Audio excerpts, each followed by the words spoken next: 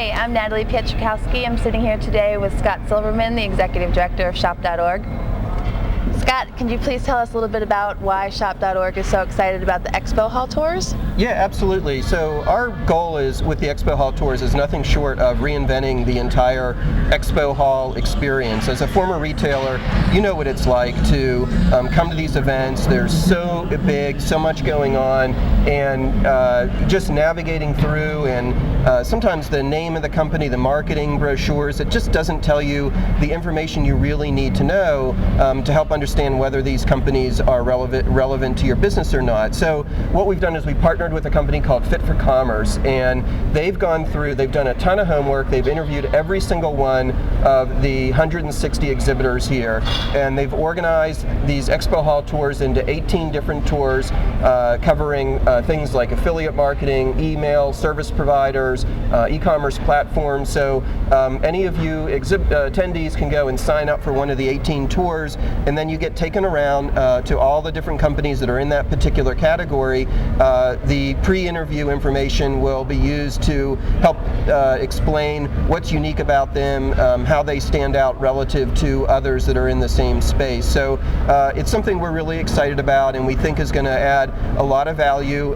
Shop.org is known so much for the content in our sessions, and there's so much value that retailers get from coming to the Expo Hall and meeting potential new partners. So we want to make that more valuable for them. That's wonderful. 18 tours. Where can they sign up for these tours? Oh, great question. So as soon as you walk into the Expo Hall, there's a big booth that says Expo Hall Tours. You'll see the logo there, and you can sign up for one of the tours. You can also sign up online. If you go to the Annual Summit website, you'll see areas where you can sign up if you are back in your room viewing Shop.org TV and you're not near the Expo Hall. What else is new about the summit this year? There's so many new things. I mean, the Shop.org TV, we're doing a lot differently. We're having a lot of speakers that are being interviewed. Shop.org staff like myself are really trying to utilize Shop.org TV to help attendees understand how to use and how to take advantage of all the different features here. Some things are like Wi-Fi in the exhibit hall. I know our attendees are going to be excited about that. Yay! They love getting work done wherever they can. We have this cool concept called the Critics Corner. Last year we had a session that was done by Doug Mack from Scene 7, and it got such great reviews. Basically what he did was he and another retailer got together, they reviewed different retail site features, and they gave kind of a thumbs up, thumbs down on the different features. So it was so popular that we extended it.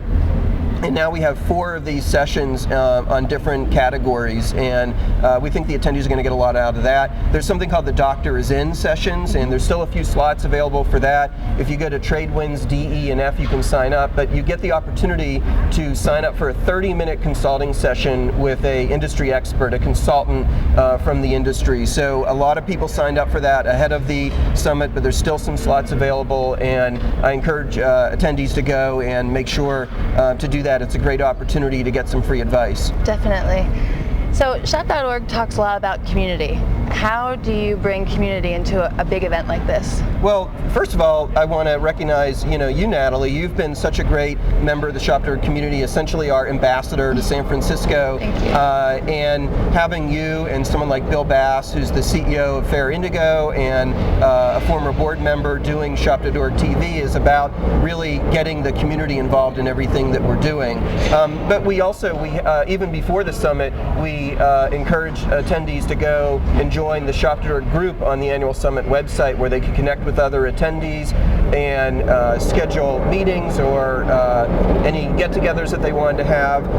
And Shop.org is more than just a trade show. It really is a community. So just the people that are coming here, they frequently talk about it being a reunion and getting to reconnect with all of their colleagues and peers from the industry. So, and we have a community center that's set up outside of the Expo Hall, where you can learn more about the Shop.org community and how to be more involved in it. That's great. And now Shop.org is launching their first international event in Amsterdam at the end of October. Can you tell us a little bit about why why you would have chosen to go outside of the U.S.? Yeah, well, there's two reasons. The first reason is that one of the things that Shop.org thinks a lot about is information sharing and the sharing of best practices. And we recognize that just containing that within the U.S.